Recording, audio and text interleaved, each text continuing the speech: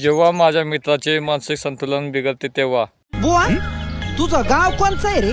माझं गाव? हा अरे ठाई ठाई आमचं गाव. ठाई ठाई गाव कुठं आलं हे? तसं नव्हे, हा हे विश्वची आमचे गाव. आबा बाबा म्हणजे हे सगळं जग तुमचं गाव आहे होय रे? तू आत काही नेसला का नाही? तुला काय करायचंय? इथं बाकीचे नंगे पुंगेच आहेत म्हणा. हा? पण बुवा मला एक सांग, तू आहेस तरी कोण?